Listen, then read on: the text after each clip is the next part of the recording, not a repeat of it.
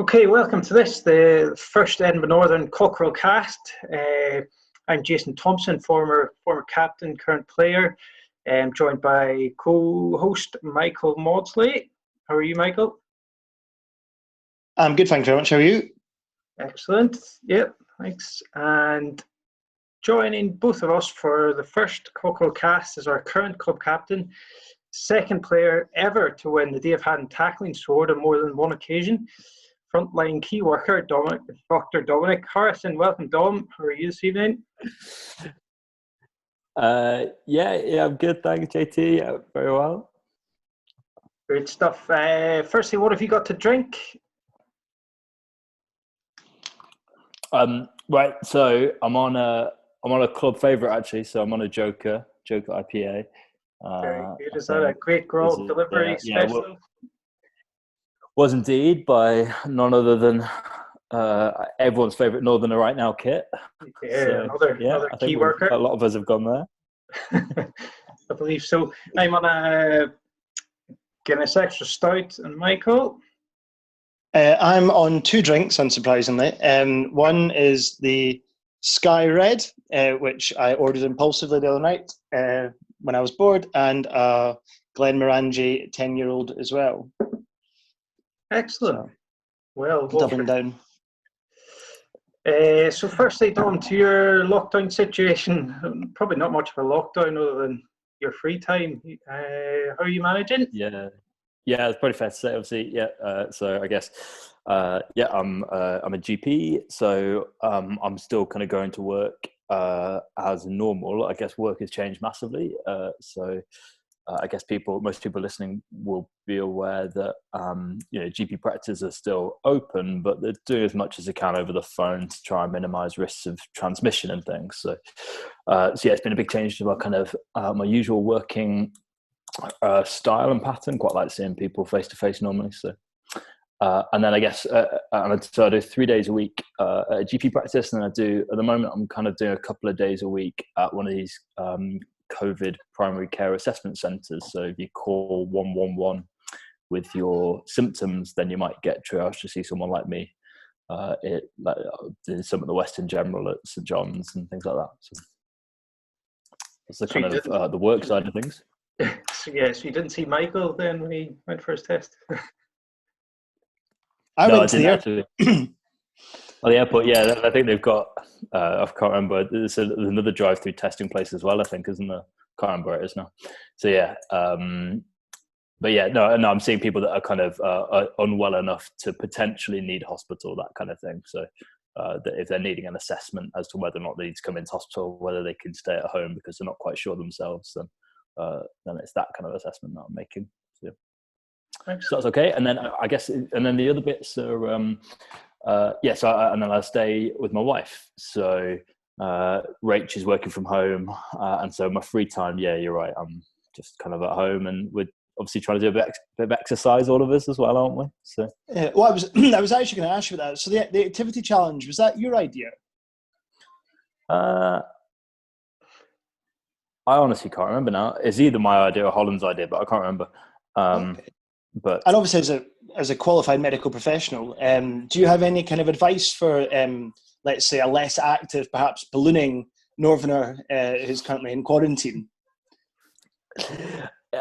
Yeah, I mean, I guess you are in quarantine, aren't you? So you're now you're not allowed to leave the house for 7 days. So.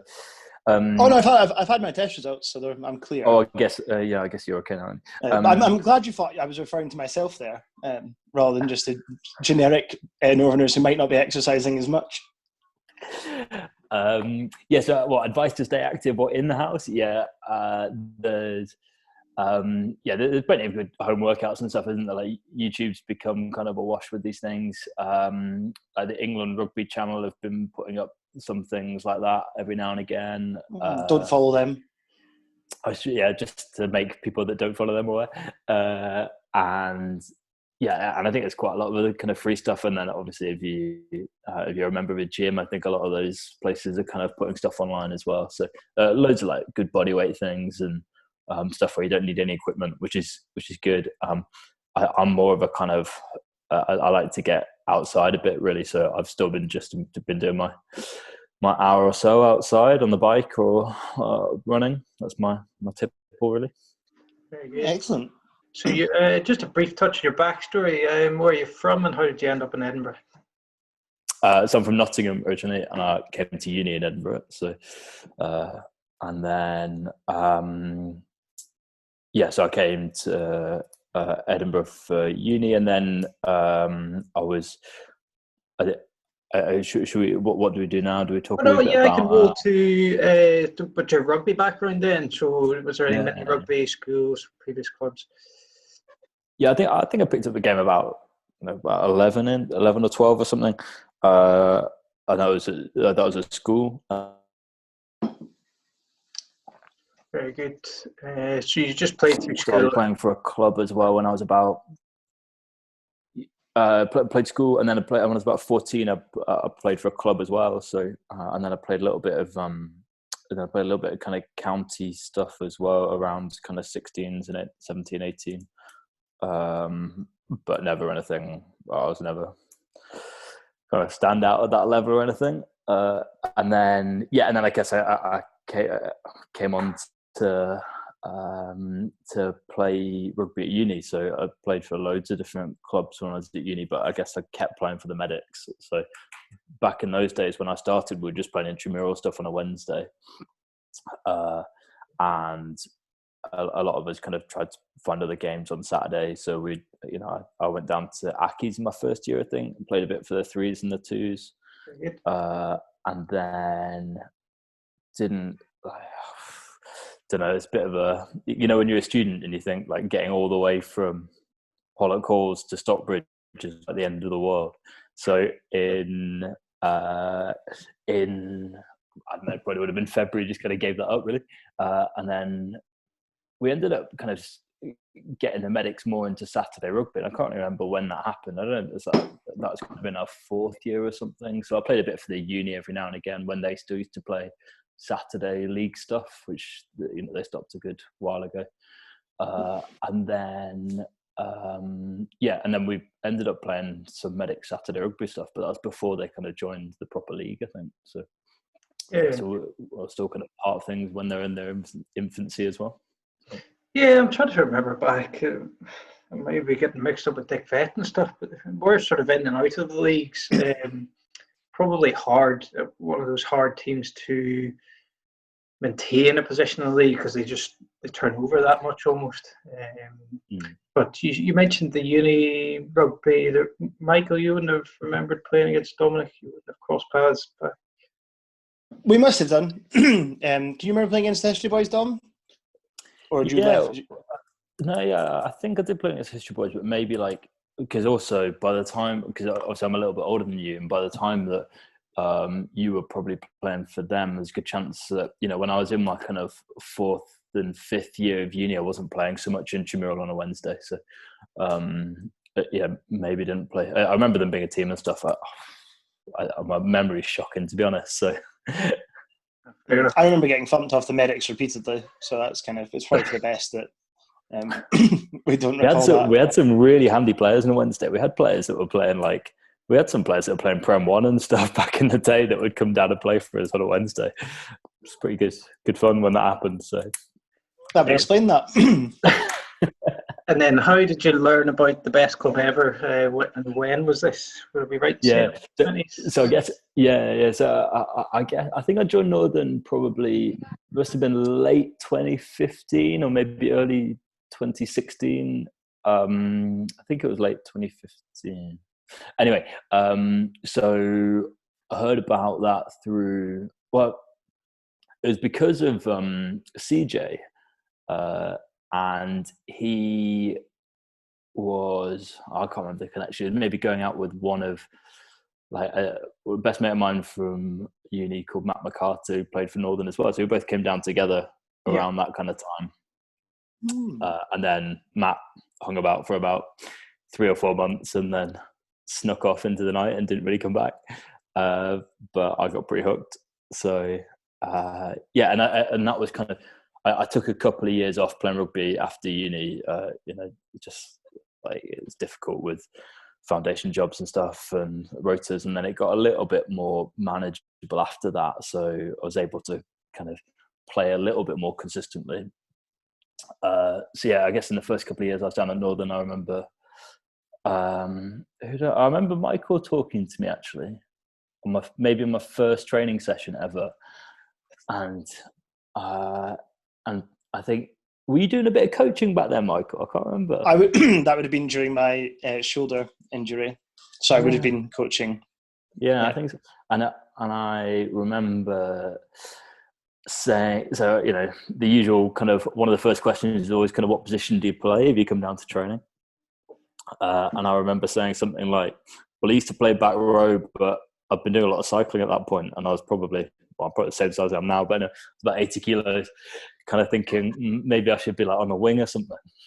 And then you kind of said, oh no, we've got JT, so you can still play back row if you're not a big lad. And I think, but I ended up playing my first game for the twos at outside centre against Stu Mao, and I think we must have had like a pretty ropey, I guess a twos team kind of just comes and goes a bit, doesn't it, in the quality that you put out sometimes. And yeah, it was, I think we got a bit of a humping, but it was an interesting game. I think it was like 60 points to 30 or something. So we're creating plenty. Alex Laird at 10, great player. But yeah, can't remember too much more about that game, but yeah, I definitely remember that I wasn't cut out for playing 13. It is the hardest position to defend on the pitch. It isn't suit everyone. Especially if you don't if you haven't played a game for about 3 years and then you're playing 13, having only ever been a back row, and your only thought is, well, I just have to hit something. So you just go make a tackle on kind of the person that seems closest to you at the time. Doesn't always work out well if you've got like Stu Bell, 2 or 3, I guess going back a while, but it must have been their threes then. But they always have a couple of decent outside backs knocking about, some young lads and stuff, don't they? So I think they just got outside me every time. So. Yeah, so you obviously progressed through the ranks then, and you made it up into the first 15, and obviously the last couple of years you've been captain of the club. So what would you say is your Northern experience to date, and lasting legacy? Yeah, I mean, I guess, my experience of Northern has been, it's always been a friendly, good, fun place to come down and play rugby. And there's nothing fancy about Northern, is there? There's nothing, we don't have, I kind of mentioned a whole load of clubs that I'd played for a little bit, or with very established big clubhouses and all this kind of stuff.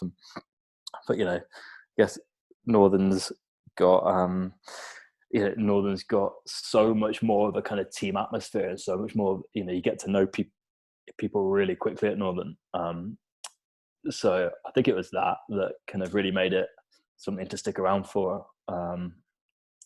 It's just, it does feel really easy just to get stuck in and make friends with people, and so that would be my kind of my lasting memory of Northern for as long as I live, probably. Yeah, certainly. I would agree in that because there isn't really a feeder, or nobody's really affiliated in youth. Everyone comes in at the same level, and you earn the respect of everyone else through what you do. And Northern does have a funny way of weeding out sort of rotten eggs. I do feel, I don't think anyone. It doesn't always. Do you think? Well, we'll not get into examples, but I do feel like there's a great environment if you're willing to put into the club. So I'll move on to is there any one thing you might change about Northern? I guess having been on the committee for a few years, there's a whole stash of things that I'm sure Jacob Court would want me to just say I'd wave a magic wand and fix a drainage or something. But look at we talk about loads of things, don't we? Like we talk about it would be amazing to own, to own the premises. It would be amazing to, to even own, the pitches and things. But we kind of definitely stumble by pretty well with our working relationships that we have with our landlords and whatever. But so I'm not going to say that. A little thing pointedly at Callum Miller that my wife said was that maybe we should get some Prosecco glasses if we're selling Prosecco. Sure, that is not what I expect. That's not what I expected you to suggest. I thought you might have suggested equipment-wise. Prosecco glasses was not on my list. I'm sure that he'll watch and he'll raise you on that at some point on committee or elsewhere. Very, very resourceful, Callum, so I'm sure it won't be beyond his scope. So memories then, your favourite sort of maybe victory or game that you played in, it may be even a whole season or even a wee tournament that you've been involved in? Yeah, I think, I guess, favourite, I guess I wouldn't necessarily say favourite, but I guess my most memorable would definitely be that semi-final against Aberdeenshire last year.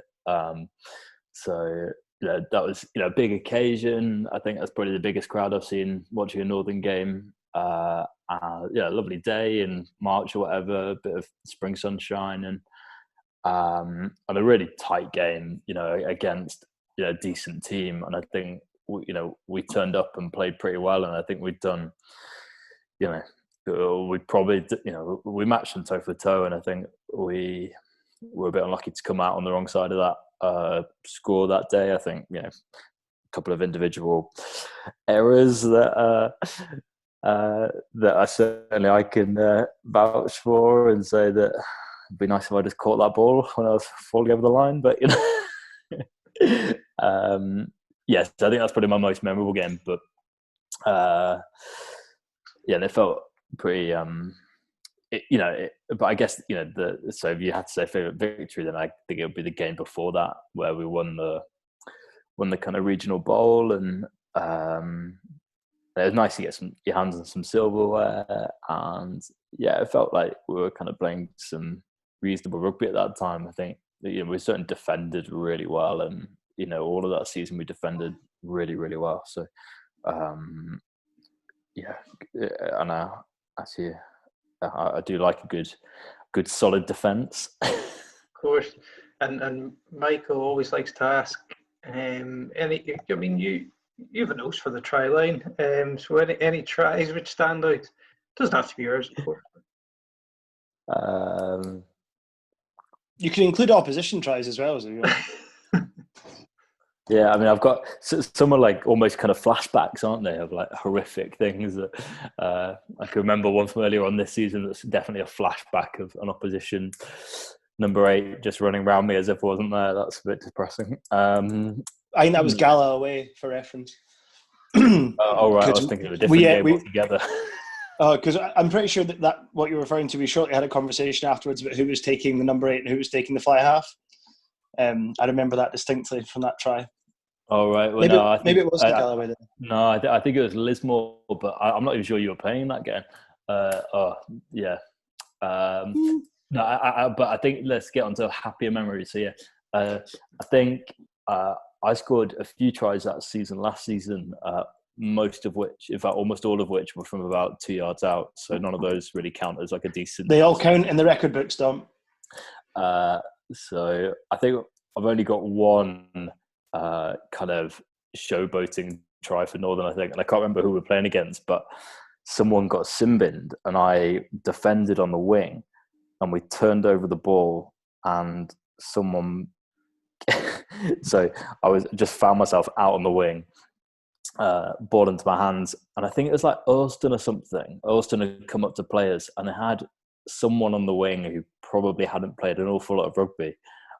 So I just kind of ran straight at him and I think he didn't quite know what to do. So it made me look quite box office when I'd run it in from 40 yards, running someone over and putting it on the post. But didn't really deserve that, I don't think. Very good. So you've obviously been at the heart of the entertainments over the last couple of years. So any highlights in terms of nights out or events that we've hosted? Yeah, quite a lot. Yeah, I guess they're not all. Not everyone would thank me for spilling everyone else's gossip, and I won't spill all of my own. I don't think either. But yeah, I think Halloween nights are always pretty good. That's always a kind of surefire winner. And I think, to be honest, it's all the ones that in the bunker, and the longer it goes on in the bunker, the better it seems to be for me, I think. So that's what. Yeah, I was going to say the darker it gets, the longer it goes on.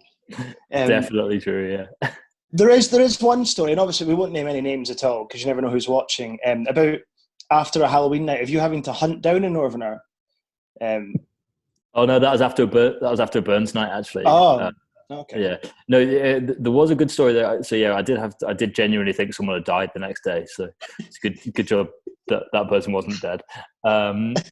That horrible hangover anxiety.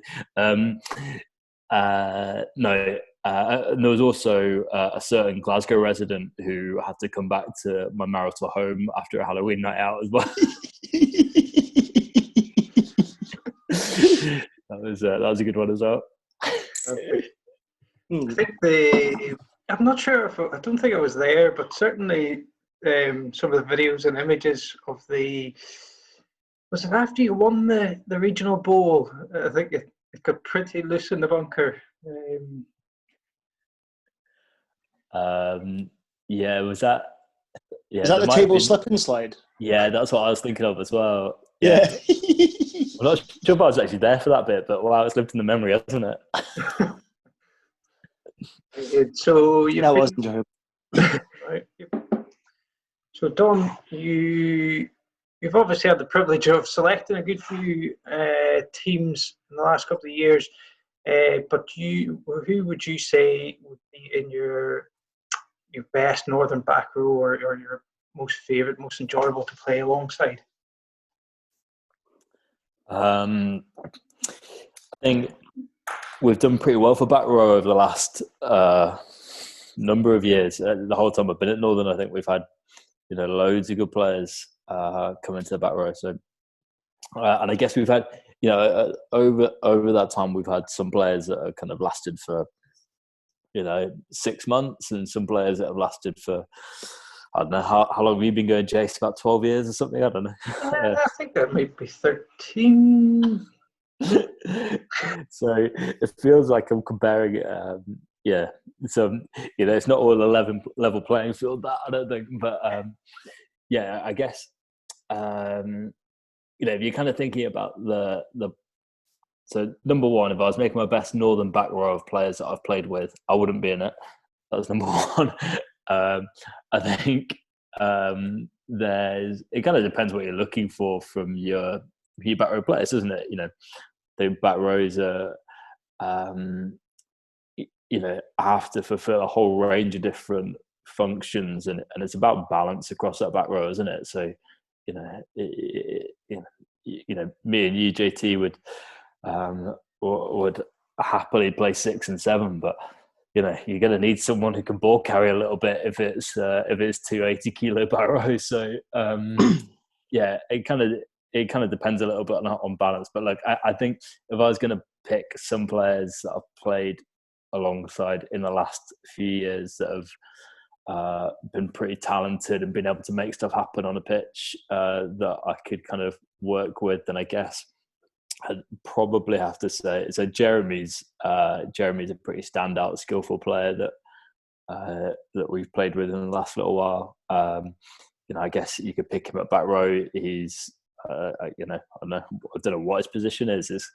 We used him at 8 as much as we could, but I guess he could be a hooker as well. He could be a few different positions, but so I'd have to have him in there somewhere. I think again, if we're kind of if we're talking about people that have been kind of really consistent performers and people that would really make a difference to any team, then I think I'll put JT in at 7 and have you as someone to make sure that someone's making the tackles that other people are missing. So yeah, that's and then I think maybe not an out-and-out 6.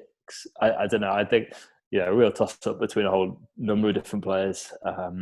So other people that could play 6 in this theoretical back row would be, people like Gollum's been around for a good while now.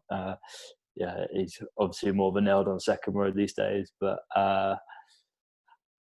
Jamie McCann's not had a mention yet. He's quite a handy player sometimes.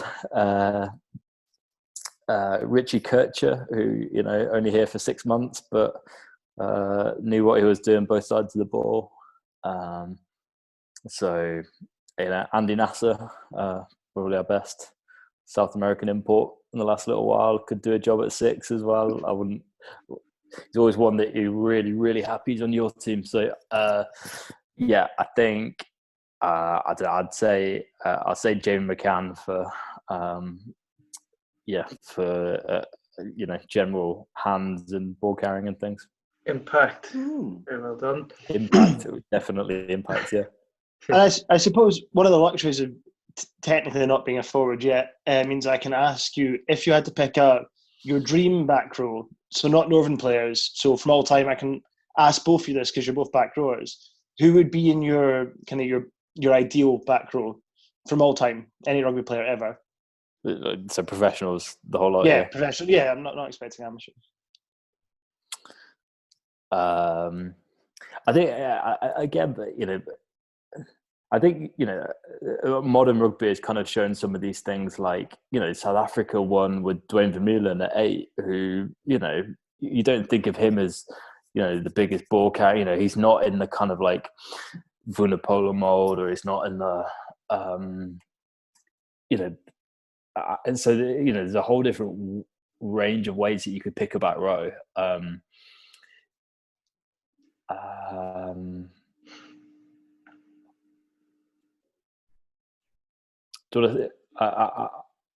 I was going to throw out any names over the last little while, a player that I had a real lust for when I was young was Tom Croft. Actually, always used to rate him. It's a bit of a niche choice. Gigantic. I remember him being huge. He was rapid as well. He was just so fast, athletic. Yeah. So I think when I was about 16, I was always hoping that I'd be like 6'5" and like fast. That never really happened, but no, I don't know. There's so many people can say. You can't argue with like the impact that people like McCaw and Pocock and Pocock especially actually in kind of recent times has kind of made and also like him moving into 8 shows you that you can play back rows in lots of different ways. Stephen Ferris was a serious 6, I thought. I think you've pinched one off Jason there. A lot of power. No, I think my very vivid memory around the sort of 2005 Lions tour to New Zealand, and they're sort of putting all the players together and looking at the opposition too. I remember pausing it on Sky and putting the VHS in and recording like clips of Richie, of George Smith, just using examples, and Neil Back, and then moving on. I'm not sure if it was about that time, but Joanne Smith, I just thought, for the size of the man, sort of got about and threw his weight about a good bit. I'd probably struggle for a number 8 that had any real influence on me. I was never going to be one, so probably never really looked for one.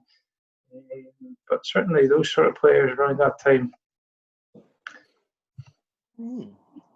Yeah. And South Africa have a habit of making some pretty savage back rows, don't they? You want to be on the wrong side of Schaltberger or. Who was the hooker they played at 8 during the World Cup? Shout I Brit. imagine, yeah. Yeah, Shout Brits, yeah. The diversity of that, like, he was an absolute monster of a human being. Like, just, yeah. So loads of good options for back rows. Very good. Thank you for your answer. Well done, Michael. Did you have any other business before I head into rounding it up? Yeah, so no, I did have one question, Dom, which I meant to bring in when you were talking about Nottingham, but we never really got round to it because we kind of moved quickly. So Nottingham's obviously famous for traffic lights, Robin Hood and yourself. And you're quite fond of travelling both during and out with the season. So I suppose we're all looking forward to something when this is all over. Would you recommend Nottingham for a visit? Yeah, absolutely. Look, it's a good night out, and I think it's not got it's maybe not got the some of the sites that Edinburgh has, or some of the culture that Glasgow has, or all that kind of stuff. But yeah, if you're looking for what does it have, I don't know. It's a good university town, good for a night out. It's probably better for a night out when you're younger than it is for us now. But yeah, that. What else? It's good. It's good for sport generally. Got professional cricket team. Test cricket ground. You've got Forest weren't having 30 years of a quiet spell. Then you have a couple of decent football teams, and Nottingham Rugby Club is I guess in the amateur era was there, and was really up there, and I think they kind of got left behind when professionalism came in, but you could see a scenario in which Nottingham Rugby Club kind of picked up as well, and then ice hockey, so it's a big sporting city for the size of it. But I did not know that. And my second question was going to be, do you know who the only other player to win the tackling sword twice is?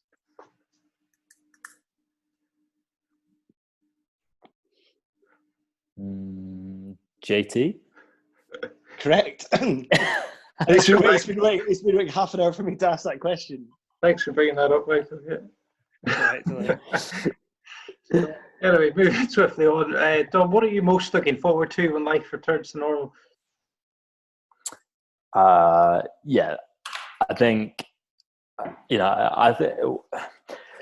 if you're people like us and you're into team sport and you're into the social aspect, then yeah, I think it's about having face-to-face social, isn't it? It's about being able to go down to the bunker and enjoy. It's a shame that live sport and stuff isn't on, and Six Nations weekends are always good fun and stuff, but actually it's like playing a game and your post-match beers are what it's about, I think, because you feel like you've earned it that way. So yeah, that feels quite a long way away at the moment, but yeah, it'd be that I'd be, if we could do that again, I'd feel pretty comfortable. Excellent. So I think I'll just round up, Michael, if you're happy enough for that. Yeah, I'm quite happy. Yeah, Dom, so thanks for giving up some of your free time to talk with us. It's no doubt more precious than my plentiful furloughed free time. And thank you from us all, not only for the last 2 years as club captain, but for the important work you do day to day, most importantly now more than ever. So really stay safe, and we hope to see you down the bunker when out the other side. Cheers. Cheers, lads. Thanks, Cheers, pal.